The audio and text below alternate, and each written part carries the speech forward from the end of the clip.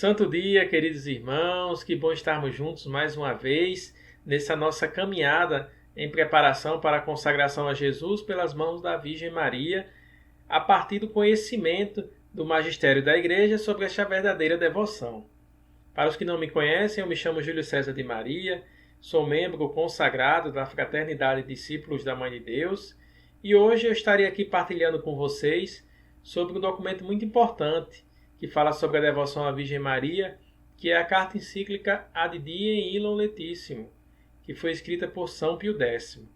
Mas antes da gente entrar no nosso conteúdo de hoje, gostaria de pedir que rezássemos juntos, clamando a intercessão do Espírito Santo, que esteja conosco iluminando esse momento, como também a Virgem Maria e seu esposo São José.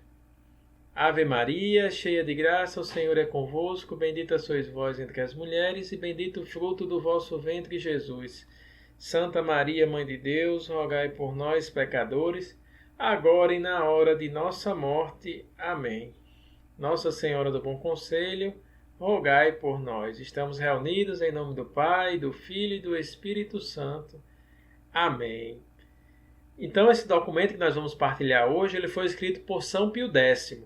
Nós temos inclusive um vídeo falando um pouquinho sobre quem foi esse Papa, a sua história, a sua importância na nossa fé católica. E convido a você, se não tiver assistido, que possa também assistir para conhecer um pouquinho mais sobre quem foi esse santo São Pio X. Sobre este documento que nós vamos partilhar hoje, como eu falei, ele trata do cinquentenário da proclamação do dogma da Imaculada Conceição da Virgem Maria. O dogma foi proclamado por Pio IX no dia 8 de dezembro de 1854 e justamente no ano de 1904 ele faria 50 anos. E o Papa São Pio X, no seu primeiro ano de pontificado, ele escreveu esse documento, relatando a tradução desse documento, do seu título, fala da alegria que se aproxima nesses dias em comemoração aos 50 anos da proclamação do dogma da Imaculada Conceição da Virgem Maria. Então nós vamos conhecer um pouquinho sobre o que trata esse documento e como ele está bem relacionado com a verdadeira devoção à Virgem Maria ensinada por São Luís Maria Grignon de Montfort. Então esse documento, na sua introdução, ele vem falar desse crescimento dessa devoção, a devoção ardente ao título da Imaculada Conceição da Virgem Maria. Logo no seu primeiro artigo, como está destacado aí no slide, Pio X fala justamente que era um sentimento que sempre nutria em nossos corações, em nossos corações enquanto católicos, de piedade para com a bem-aventurada Virgem Maria e de profunda gratidão por seus benefícios que a faz desejarmos ardentemente. Ele falava justamente dessa alegria que provocou na Igreja com a proclamação do dogma da Imaculada Conceição da Virgem Maria, nesses seus primeiros 50 anos de proclamação. Quão bem ela já estava fazendo a Igreja, as pessoas que tiveram a devoção mais ardente à Nossa Senhora, se aproximaram ainda mais dela a partir dessa grande reconhecimento que a Igreja teve do dogma da Imaculada Conceição da Virgem Maria. E ele fala o documento é dividido em 8 partes, em pequenos trechos de ensinamentos. E o primeiro deles, intitulado Os Benefícios Dispensados pela Virgem Maria à Igreja. E nesse ponto, São Pio X faz uma constatação bem interessante. Ele diz que logo após a proclamação do dogma, que ocorreu em 1854, dia 8 de dezembro, em fevereiro de 1858, na cidade de Lourdes, acontecem potentosas aparições da Virgem Maria, que nós, como devotos de Nossa Senhora, conhecemos sob o título de Nossa Senhora de Lourdes, que apareceu a Santa Bernadette. E lá, quando Santa Bernadette perguntava, o bispo queria saber quem era essa mulher que aparecia, a Santa Bernadette. Em alguns momentos Nossa Senhora sorria, e quando ela se revela, para Santa Bernadette levar a sua identidade ao bispo, ela se revela como a Imaculada Conceição, em perfeita sintonia com o dogma que tinha sido recém-proclamado. E com isso, o bispo reconhece que é justamente a Virgem Maria que estava aparecendo na cidade de Lourdes. E até hoje é um local muito visitado e que ficou marcado por isso, Nossa Senhora se apresentar como a Imaculada Conceição.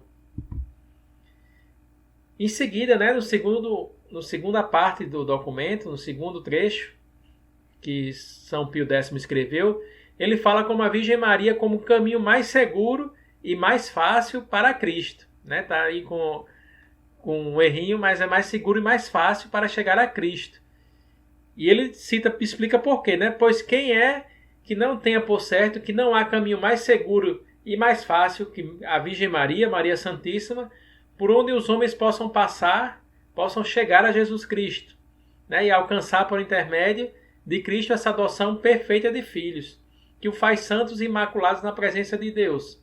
Então, nesse trecho, né, nesse título, a gente pode fazer uma perfeita junção com o que São Luís de Montfort, né, no seu livro do Tratado da Verdadeira Devoção, fala no capítulo 4, né, quando ele vai falar da natureza dessa verdadeira devoção, né, da onde ela surgiu, que tipo de entrega nós fazemos à Nossa Senhora. Ele apresenta a Virgem Maria como um caminho fácil, curto, perfeito e seguro. Essas são as características que, por meio da Virgem Maria, nós chegamos a Jesus Cristo de uma forma mais rápida, mais segura, né, como os santos fizeram. E o Papa Pio X faz também essa sua constatação, né, apresenta a Nossa Senhora como esse meio para chegar a Jesus Cristo. Né, nós, enquanto católicos, nós, enquanto filhos da Virgem Maria, temos essa grande intercessora, essa grande mediadora, essa grande advogada para chegarmos até Jesus. Né, então, podemos fazer já essa primeira sintonia, né, entre a doutrina ensinada por São Luís de Montfort, a consagração a Jesus pelas mãos da Virgem Maria, com o que São Pio X também falou, apresentando Nossa Senhora como um caminho mais fácil e mais seguro para chegar até Cristo.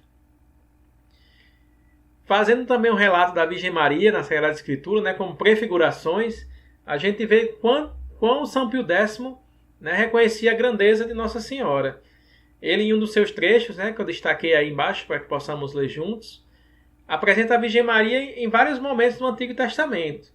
Né? Ele fala: a Virgem Maria ocupa a mente de Noé na arca libertadora, a de Abraão, que foi impedido de imolar o seu filho, de Jacó, contemplando a escada por onde subiam e desciam os anjos, a mente de Moisés, admirando aquela sarça que ardia sem se consumir, de Davi cantando e dançando a conduzir a arca de Deus, de Elias lobrigando a nuvenzinha erguer-se no mar. E sem nos alongarmos demais, né, na Virgem Maria, depois de Cristo, nós temos o fim da lei, a verdade das imagens e dos oráculos. Então a Virgem Maria é a imagem de tudo aquilo que era prefigurado nesses episódios do Antigo Testamento. Né, a mente de Noé, né, Nossa Senhora comparada àquela arca que salvou Noé, salvou sua família, a Abraão, a Jacó, que via subir e descer os anjos do céu, a sarça ardente, né? A sarça que não se consumia. E nós vemos como Nossa Senhora veio a ser aquela que mostrou, né, as imagens, né, a confirmação de todos esses episódios da Sagrada Escritura. Né? São Pio X faz essa excelente narrativa, né, essa excelente explicação de Nossa Senhora unindo o Antigo com o Novo Testamento. No terceiro ponto, desse documento, né, intitulado O Filho Sempre Associado com a Mãe. Né, que ele vê essa perfeita sintonia entre Jesus e a Virgem Maria. Né? Se você já fez esse percurso de consagração, vê também mais um ponto, né, que São Luís mostra que não tem como separar Jesus da Virgem Maria. E o que São Pio X escreve nesse documento? Como aprove a eterna providência, né, que o homem Deus nos fosse dado pela Virgem, né, no caso que Nossa Senhora fosse esse caminho para que Deus chegasse, se fizesse homem, estivesse conosco por meio do Espírito Santo, na realidade ela o carregou em seu seio, mas que nos resta ainda se não receber Jesus da Virgem Maria. Ela foi aquela que nos leva a conhecer Jesus e nos entregou Jesus, né, enquanto homem. Por isso, sempre que na Sagrada Escritura se fala da graça que nos aguarda, né? Assim como a Virgem Maria recebeu essa grande graça, esse encontro com Jesus é uma graça que sempre renova a nossa vida. Ou das mais vezes, o Salvador dos homens aparece acompanhado da sua mãe. Né? A gente vendo também relatos da Sagrada Escritura, a gente vê que nos momentos cruciais de Jesus Cristo, ele estava associado a Nossa Senhora. Né? No momento da sua primeiro milagre, né, nas bodas de Caná, nós vemos também e na ida ao templo, que estava com Nossa Senhora e São José, e obedecia, né, crescia em estatura e graça. Vemos no momento da cruz, no momento da ressurreição, do Pentecostes, né? Então o Papa mostra essa associação perfeita que há entre Jesus e a Virgem Maria. E ainda acrescenta, né, em outro ponto do documento. Ela guardava e considerava em seu coração os acontecimentos que vira em Belém e presenciava no Templo de Jerusalém, né, com Jesus no seu nascimento, na sua primeira infância. Mas ela foi participante dos seus conselhos, dos seus desígnios secretos, da sua vontade. Né? Viveu, deve-se dizer, a vida mesma de Jesus. Nossa Senhora, durante 30 anos, viveu a vida oculta de Jesus Cristo. Era conselheira dele, era aquela educadora, ela aquela referência de mulher, né? de amor a Deus que Jesus tinha em casa junto com São José. E o Papa reforça, né? Jamais alguém no mundo conheceu como a Virgem Maria Jesus em seu íntimo.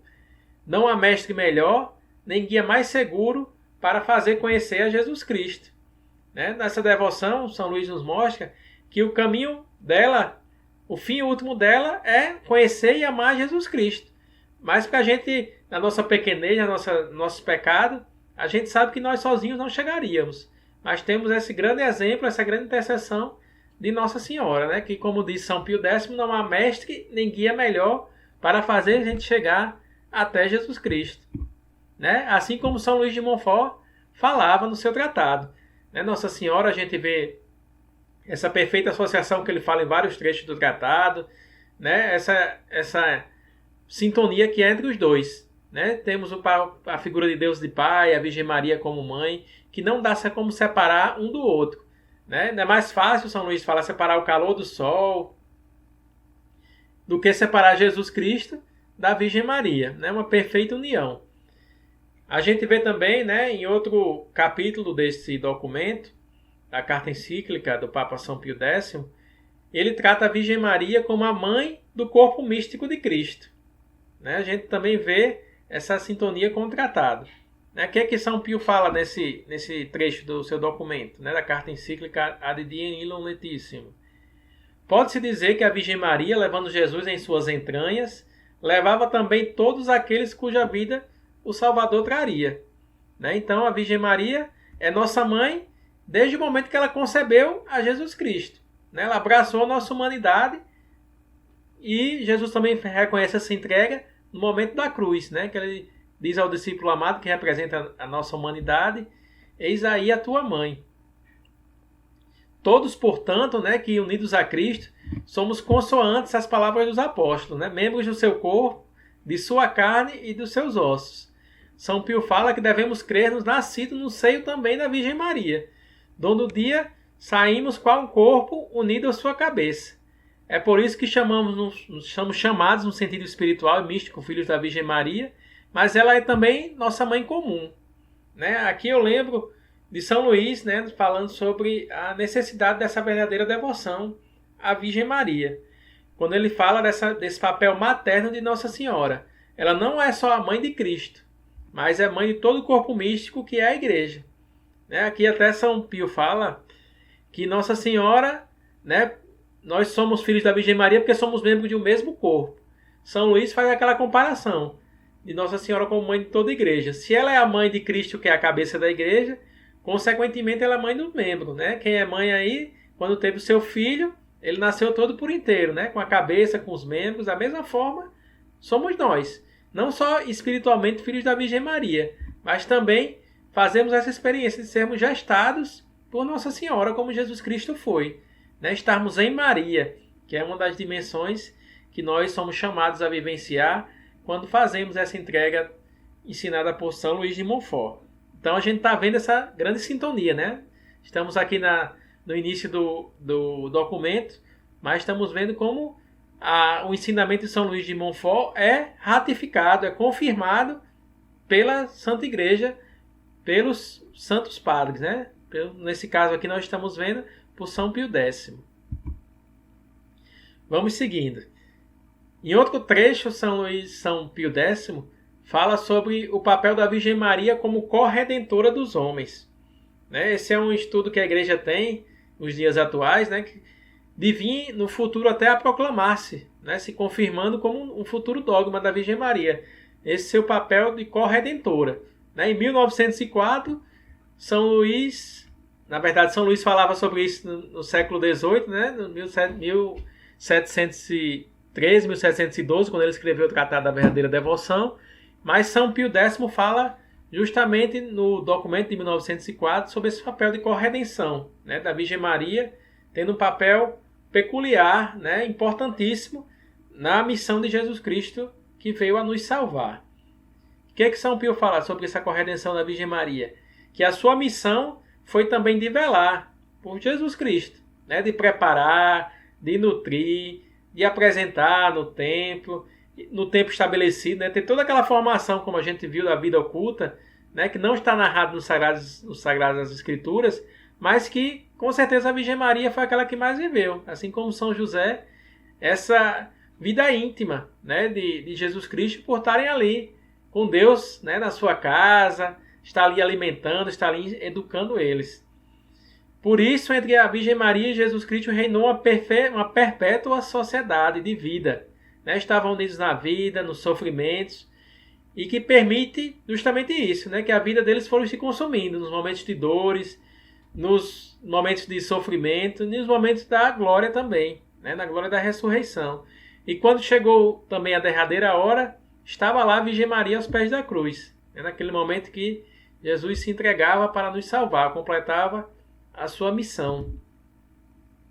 Então Nossa Senhora é essa corredentora, né? São Luís mostra justamente sobre isso, que a Virgem Maria é essa que tem esse papel de nos apresentar a Cristo, de ser o nosso modelo, né? De ser aquela que embeleza nossas obras para apresentar a Deus, porque ela tem essa perfeita união, perfeita sociedade, né? Em todo momento com o seu Filho.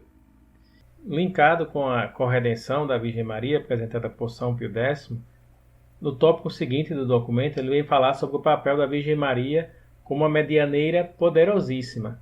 Aqui também nesse trecho do documento, nós podemos ver uma perfeita sintonia com o que São Luís de Maria Grão de Montfort escreve no capítulo 2 do Tratado da Verdadeira Devoção, que nos apresenta a necessidade que nós temos de um mediador junto ao próprio mediador, que é Jesus Cristo.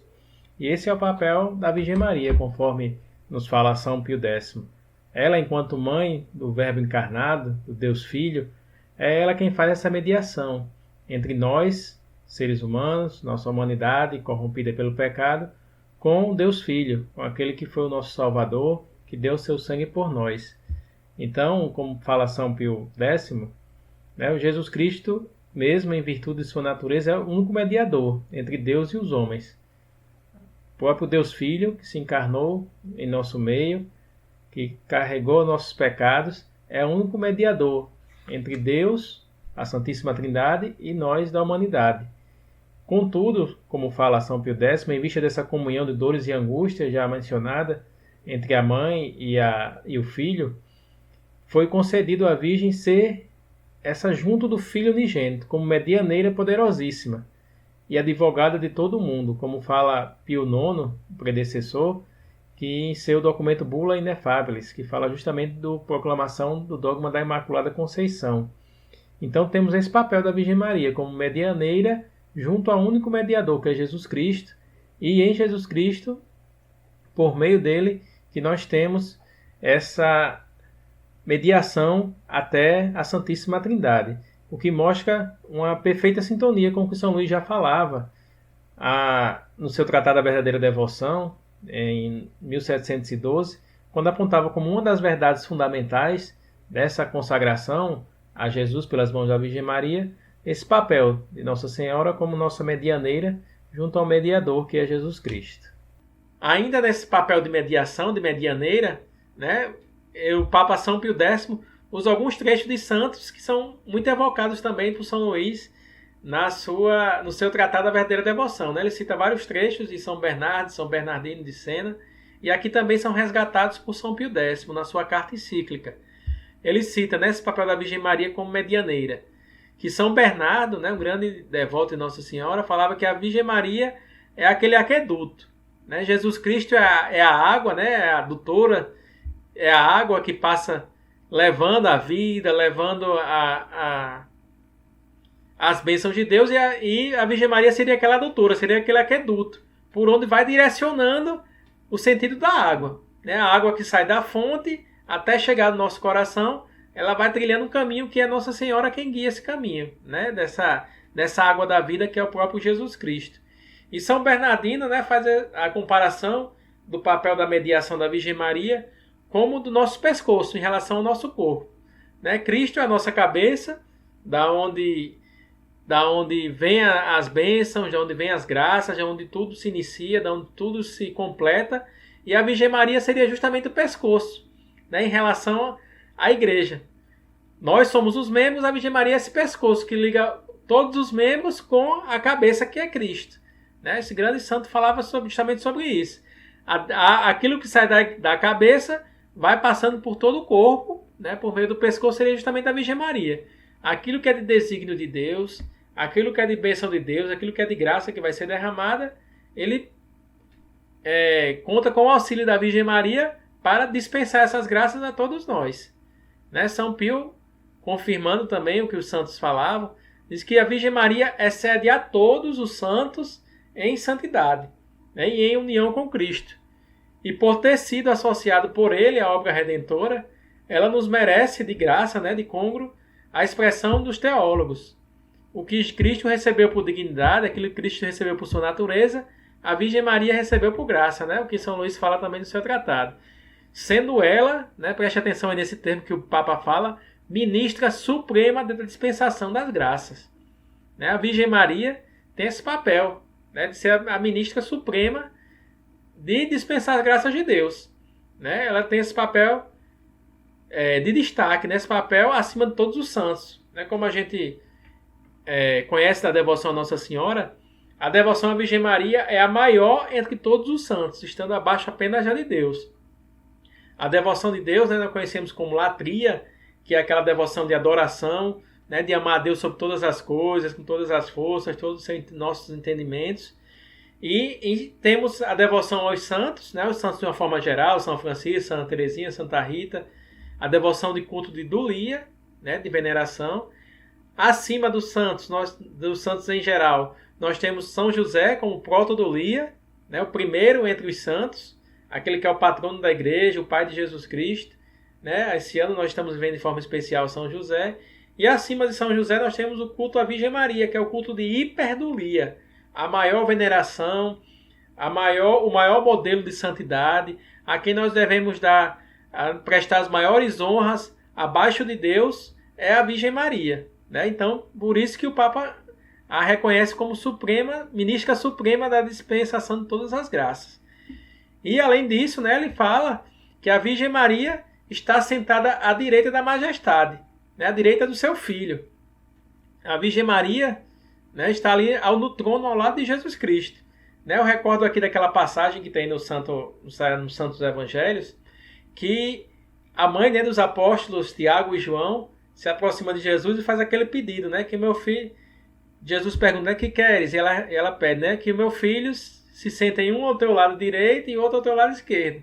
Né? E Jesus diz que a mulher não sabe o que está pedindo e que esses lugares, né, esses locais, à sua direita, à sua esquerda, já estariam preenchidos por vontade de Deus, vontade do Pai. Né? E aqui São Pio fala que esse canto do lado direito seria justamente da Virgem Maria. Né? E nós, como devotos da Virgem Maria, que temos uma devoção também a São José, confiamos que justamente é o lugar de São José, o lado esquerdo, né? Aquele que é o patrono da igreja, aquele que está unido a Nossa Senhora. Né? Deus, o que Deus uniu, ninguém separe. Né? Então, com certeza, está ali também São José como nosso patrono, ali ao lado de Deus. Né? A Virgem Maria à sua direita, na majestade, e à esquerda nós confiamos que está o papel do nosso Pai também, né? São José, o Pai escolhido por Deus, né, para ser o seu representante aqui na Terra. Então vemos como o Papa reconhece e vai, mais uma vez, e aquilo que São Luís fala, né, do papel de Nossa Senhora como essa medianeira, é aquela que é a maior entre todos os santos. E nas características da devoção, né, o Papa fala nesses pontos, na parte final dos seus escritos, fala das características de como deve ser a devoção a Nossa Senhora, Maria Santíssima. Primeiro ponto, ele fala que a devoção deve ser sincera. Né? Ele diz que, em verdade, nenhuma homenagem à Nossa Senhora é mais grata, nem mais doce, do que se a partir dela a gente conhecer e amar verdadeiramente a Cristo. Né? A gente deve prestar nosso culto, nossa devoção a Nossa Senhora para chegarmos a Jesus Cristo e não cairmos na falsa devoção. Né? São Luís fala sobre as falsas devoções à Virgem Maria e diz que uma das características da devoção verdadeira a Nossa Senhora é que ela brota do coração. Ela brota de um amor grande a Nossa Senhora e, consequentemente, do amor a Jesus Cristo. Então o Papa fala sobre essa sinceridade que deve ter no nosso amor, não só de boca, mas verdadeiramente de coração. Também ele fala que a nossa devoção à Virgem Maria, Maria Santíssima, deve ser eficaz. Né? O culto à Virgem Mãe de Deus seja de bom que lado ela promanar do coração, né? Como eu falei de São Luís. Que não sejamos devotos exteriores, que não tem nenhuma utilidade, nenhum valor algum, né? Se isolados dos atos da alma. Né? São Luís fala do devoto crítico, do devoto exterior, do hipócrita. Aqui nós podemos ver que o Papa também nos alerta de justamente não ficarmos só no exterior, mas temos uma verdadeira devoção que brota do coração de nosso para com Deus, para com a Virgem Maria. Pois se o amor verdadeiro é aquele que tem a virtude de unir as vontades, é de suma necessidade que possuamos com a Virgem Maria essa mesma vontade de servir a Jesus Cristo, nosso Senhor. Então, São Luís nos ensina, né, que tudo que nós fazemos, pensarmos, atuarmos, deve ser por Maria, com Maria e Maria para Maria, para assim melhor ofertarmos a Deus. E aqui o Papa reforça. O mesmo amor que nós devemos dedicar, né, a mesma vontade de servir a Deus, devemos servir também a sua mãe, a Virgem Maria. Ele também diz que a verdadeira devoção deve imitar todas as virtudes, né? Especialmente a fé, a esperança e a caridade, as virtudes teologais. Mas São Luís fala justamente disso também no seu tratado. Nós vivemos o nosso PHS, o por hoje sim viver a virtude da Virgem Maria. Né? A caridade, a humildade, paciência, sabedoria. E aqueles 10 virtudes são elencadas por São Luís estão justamente aí também, dentro das maiores, né? Da fé, da esperança e da caridade. E o Papa reforça, né? Se convém aos filhos da Virgem Maria não deixar de imitar nenhuma das virtudes. Né? O Papa fala de todas as virtudes, especialmente a fé, a esperança e a caridade, que são os conselhos evangélicos, mas o verdadeiro devoto da Virgem Maria deve imitar suas virtudes. Né? Então você que deseja, você que já é consagrado também está renovando, o Papa nos reforça o que São Luís falava, né? De viver as virtudes de Nossa Senhora. Uma virtude por dia e assim buscando trilhar o nosso caminho de santidade.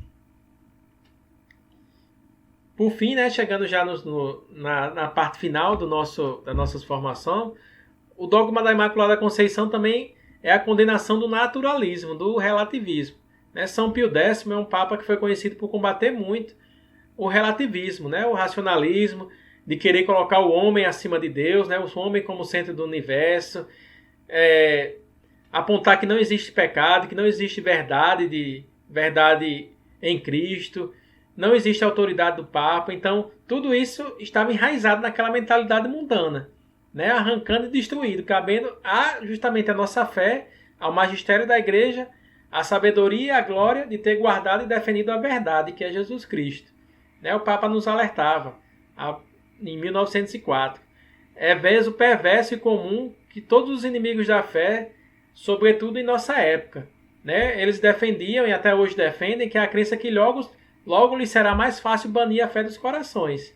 Né? Se tirar a figura de Deus, se colocar Deus em segundo plano e colocar o homem como centro, né? A verdade da minha cabeça, os meus prazeres em primeiro lugar, do que a verdade que é Deus, em breve as coisas estariam fora de ordem, como a gente vê em muitas situações do nosso mundo. Daí se justifica, né, o que a Igreja fala da Virgem Maria, né, as verdades de Nossa Senhora. Ela como essa criatura que foi a ponte entre Deus e os homens, né, que nos trouxe Jesus Cristo, aquele que morreu na cruz para nos salvar. Então a gente vai ver mais adiante, né, sobre o relativismo, o modernismo, mas saber da figura de São Pio X e que ele alertou justamente o conhecimento da Virgem Maria para vencermos essas tentações do mundo. E concluindo, né, no desfecho do documento, São Pio fala que A fé católica declarou a Imaculada Conceição da Bem-aventurada Virgem Maria e relembramos uma abundância inacreditável de graças, né? Como ele falou que Nossa Senhora é medianeira das graças, sobre a terra, e o incremento de esperança se levantou, né? Naquela época da história, na religião dos antigos povos. E ele conclui, né, falando um pouquinho também com aquilo que a gente é chamado a vivenciar enquanto membros da fraternidade, enquanto você que conhece um pouquinho mais da nossa comunidade. Neste ano estamos contemplando a passagem que fala justamente da glória de Deus como nossa luz, e o Papa encerra falando justamente sobre a Virgem Maria como essa ponte, esse sinal de que a glória de Deus vem até nós. Né? O Papa termina falando: as vistas contemplam qual arco-íris celeste, a Virgem Clementíssima. A Virgem Maria que vem a nós como aquele belo arco-íris, que representa justamente o arco entre Deus e os homens. Né? Que no Gênesis Deus falou que porei o meu arco nas nuvens e ele será o sinal de aliança entre mim e a terra. Então o Papa faz essa grande sintonia, né, entre o arco-íris e a Virgem Maria, como esses sinais da glória de Deus no nosso meio. Embora esteja tempestade, embora esteja numa noite de trevas que amortalha o céu, ninguém vacile, pois à vista da Virgem Maria se aplacará Deus e dará o seu perdão. Né? Virá a sua glória, virá para julgar o mundo. Então a Virgem Maria é esse sinal da glória de Deus. Né? Nós que estamos em busca dessa glória de Deus, de preparar o mundo para a glória de Deus, temos esse caminho com a Virgem Maria, conforme nos ensinou São Pio X nesse documento. É que possamos fazer tesouro dessa formação e que pratiquemos aquilo que o Papa nos ensina, aquilo que São Luís nos ensina, né, de entregar todas as coisas a Deus por meio da Virgem Maria. Que Deus os abençoe e a Virgem Maria esteja com você. São Pio X, rogai por nós.